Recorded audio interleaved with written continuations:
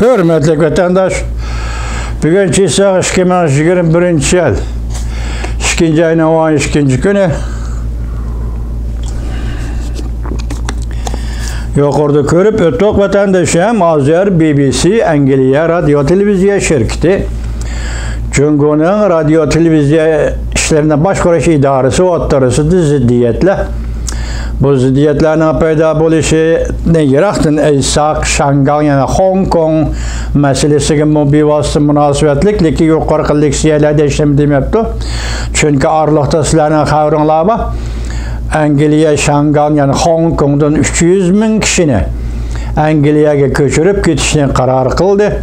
Şu vaxtda Cungo Kompartiyası hükümeti ve Şangal memuri dairler, Hong Kong memuri dairler dedi ki biz iki devlet garajdanlığını itiraf kılmayımız dedi. Karıştırımız 300 bin adam yetkep gitişke dedi. Lakin bu adamlar yetkeldi, hazır Angliya köşte değil. Cungo Kompartiyası bu doğruda işganda işkilanmadı. Şunun kayınla ulap gelgende ikinci günü BBC bir nefer Uygur Juan'ını ziyaret kılıp onun Xitay'nın hazırlık yığılı şlagerda körgen köllerini beşinden ötken sergüzeşlerine BBC arkalık bütün dünyayı ilan kıldı. Bununla Xitay'nın oğusu kaynap Angliya ile ki boğan münasebet ciddileşti. Angliya'nın veziri Boris Johnson biraz yüzünü tutup aldı mı kandak? Mesela parlamento makullaydıgan kanunlayı mesela soda kanununa biz cezaları kurgan, ırkı kırgınçılık ile şugullangan devletler bilen soda ticaret kılımız mı, kılmayımız mı diyen bir madde kirgizilgen kanun layığı 2020 yılının ahırda makullandı Angliya parlamentoda dedi. Dikkat kılan buna vatandaş. Demek ırkı kırgınçılık Angliya 2. ayının 2020 yılının ahırda şundak bir kanunu makulu değil. Onun üstüge 1. ayının 19. günü Amerika Koşmuş Ştatlarının sabık Prezident Trump hükümeti devlet işlakatı Mike Pompeo dünyayı ilan kıldı ki ırk yoktur, insaniyet karşı cinayet. Çünkü Kompartiyası Şinjan'da muş iki cinayetini sadır kıldı dedi. Angliya şu bunun avval 2020 yılının ahırda bir kanun layığı. Mesela Avrupa İttifakı'ndan çekinip çıkandan keyin Angliya başka chet ellerle soda kılganda dep bir maddeni koşkanda böyle neme dedi? Irkı kırgınçılık bilen şugullanıvatkan devletler bilen kandak soda münasebet kılış yoki kılmaslık doğrusu deki bir madde Angliya gezisleri neme depti? Bir vasıta çünkü o kartılgan depti. Siz meselenin eğirlikleri siz şey dikkat kılın. Angliya parlamenti kanun makıllıdır. Soda kanunu.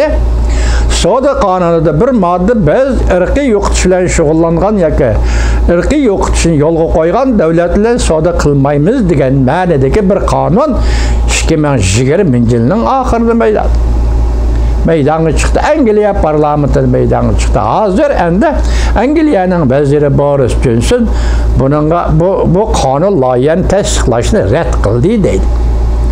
Rad qildi. Biroq hozir parlament kayniga yong'ini yo'q. İşçiler Partisi hakimiyet sırtidagi, Erkinlik Partiyası hakimiyet sırtidagi partiya a'zolari bilan birlashib, Konservativ partiyaning a'zolari biz bu kanun layihini yana yo'lga qo'yamiz yoki Boris Johnsonning tasdiqlashiga yo'llaymiz dedi. Endi Boris Johnson vazir nima o'yladi buni qo'yib turayli. Hozir shuningdek ki Angliya Cungo munosabati keskinlashdi. Ahırda bu cümle nemi depti dese Amerika nima kechiringlar. Angliya Avrupa İttifakı'da turvatgan çağlarda gap qilsa bir gap edi. Hozir Avrupa İttifakı'dan chiqib ketdi. Onun gapi gap emas degan gapni qildi u orbiti. Unda emas. Sizga eng muhim ikki davlat dunyo bo'yicha eng muhim ikki davlat. Hozircha eng muhim ikki davlat bir Amerika Qo'shma Shtatlar, biri yana biri Britaniya, Angliya. Cungo'la kapandilar, bunu inkar kılanmaysizlar. Bu iki devletler münasebet yirikleşti, soda münasebetli yirikleşti degen gap, Cungo'nun sodasıga ta'sir etdi degen gap. Bunu itiraf kılmaysizlar, yo'lki o'zinglar bilasizlar Cungo'la kapandilar. Hazır meni demoqchi bo'lganim, Angliya parlamenti 2020 yilning oxirida Soda qonuni ma'qullaganda onunga bir modda kirgizdi. Irqiy qirg'inchilik bilan shug'ullangan davlatlar bilan soda qilmizmi, qilmaymizmi degan bir moddani kirgizdi. 1-oyning 19-yili 2001-yili Ko'doq sobiq prezident Trump hukumati davlat ishlar kotib Mike Pompeo'ning qarori e'lon qilinganligi yoki jinoyatni bekitganligi jungo Şinjan'da müstemlik Uyg'uristonda irq yo'qotish jinoyati o'tkazdi va insoniyatga qarshi jinoyat o'tkazdi.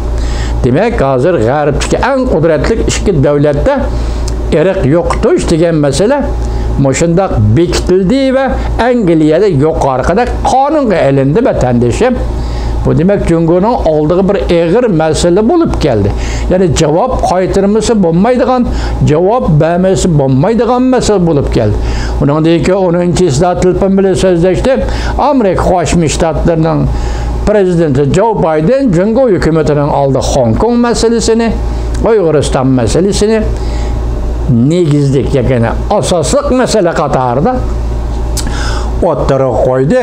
Bu 3 qatimliq yuz bergan voqea, siyosat voqeasi bugungi kunda Uyg'urim masalasiga munosabatda o'ttirib chiqdi vatandoshlar. Endi Angliyaning kuchi bormi yo'q, Jungo'liq bunday yaxshi biladi.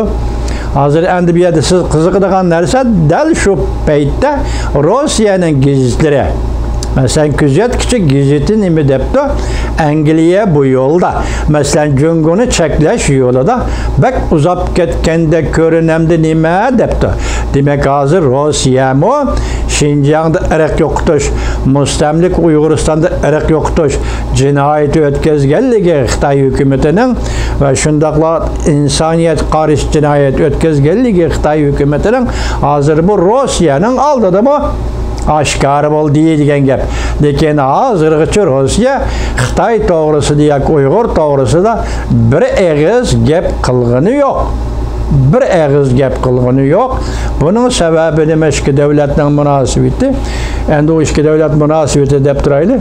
Biroq bugun Angliyaga munosabatli holda Rossiyaning kuzatuvchi gazeti yuqorida gapni qilibdi. Bundan keyin Rossiya bu to'g'rida yoki qarshi turadigan Uyg'urga yoki kishilik huquq bo'yicha Uyg'urning masalasini yaqlaydigan maydonga o'tamdi yo'q. Bu siz va biz kutib turayotgan masalaning bir tarafidir, hurmatli vatandosh.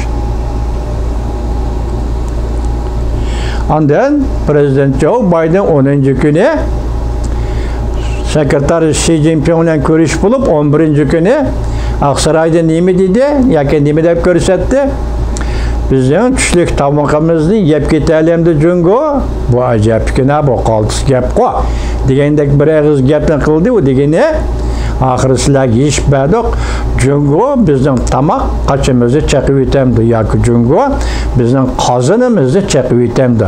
Hozir xalqaro elishish, strategik elishish debdi bayonotchi Pisaki. Demak 11. kuni uni so'zlashdi. Hozir mavzu qo'yganda Vanvi Torbet nima deb mavzu qo'ydi? Prezident Joe Biden 10. kuni telefonda so'zlashib, 11. kuni Beijingga qartib o't ochdi dedi.